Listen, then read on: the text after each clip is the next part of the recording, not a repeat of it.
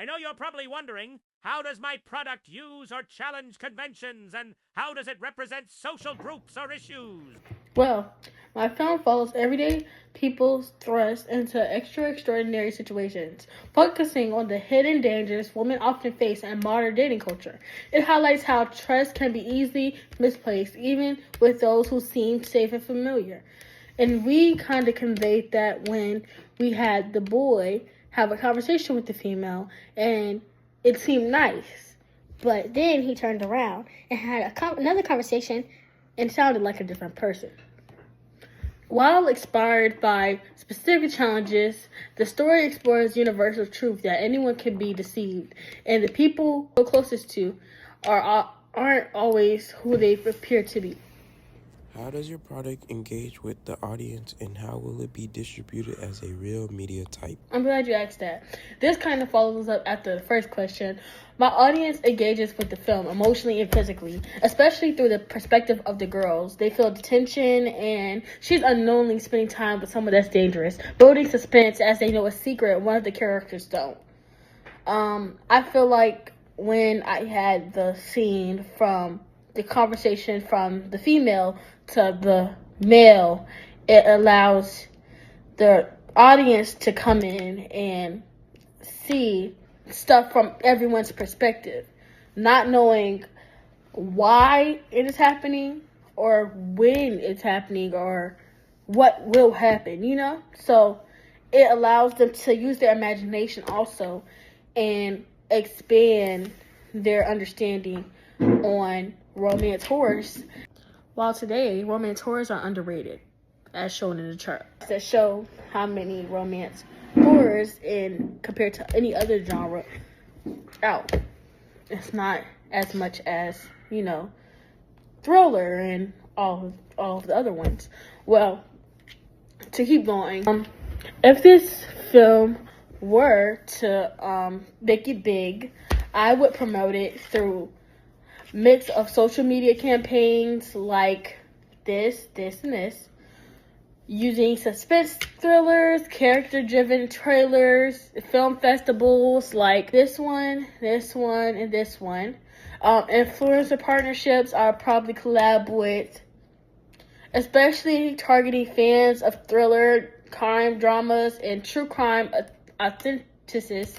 A hashtag campaign like first date, last chance, that would kind of bring in the audience I'm looking for. The hashtag could really create buzz. It can go to any type of social media platform and expand out of the country. Another thing I would do is show snippets of the movie as ads on TV to let people know what they're looking forward to.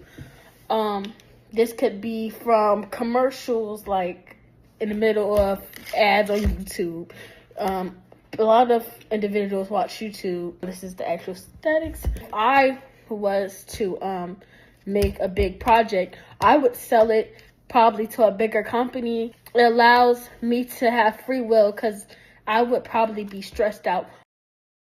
Working on this project pushed me to get better at storytelling through visuals, particularly how to build suspense without giving too much away too early. I improved at directing actors to convey subtle.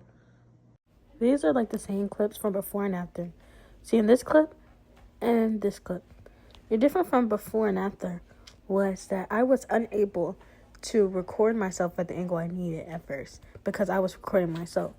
But this time, I had someone to hold it so I could show mise en scene and other things. It was difficult at first.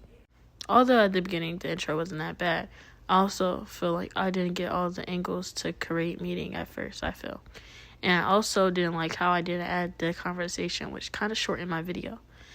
The different backgrounds from the phone to there was kind of confusing. And I also didn't like how I was disorganized and you could see everything in the back and the gun, which was accidentally placed there.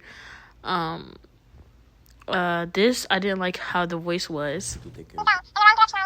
I feel like with the conversation, with the actual voice, it allows the audience to know the secret and build more suspense. I also didn't like these pictures. I didn't feel like they blended well together, and I didn't like the sound. Also, now you're able to see the character's emotions and minds and scene way better.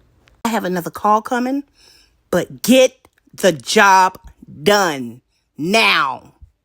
This audio creates suspicion and mystery as to why this might be happening and why are they trying to set her up. This would draw the watcher more in and make them more intrigued to finish the movie. I also liked how I got to look up from different angles. It instills fear in the audience. And I like how the images of her and him both show how they feel about each other, and it's like opposite. And I really enjoyed the title screen. This was an added part, I feel like, allowed the audience to see where she was going and her minds and scene of her car and how the ride was and other aspects of just her. I've also feel like I have grown from my last assignment to now because I have watched several videos like this, and this.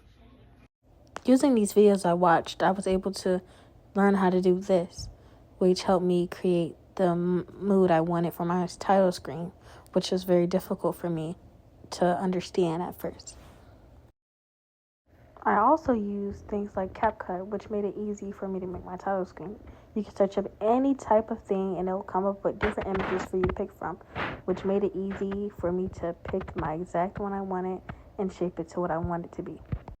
But yeah, that pretty much wrapped up my whole process in making my movie. I hope you enjoyed, but until I make it famous, that's it. Bye, guys.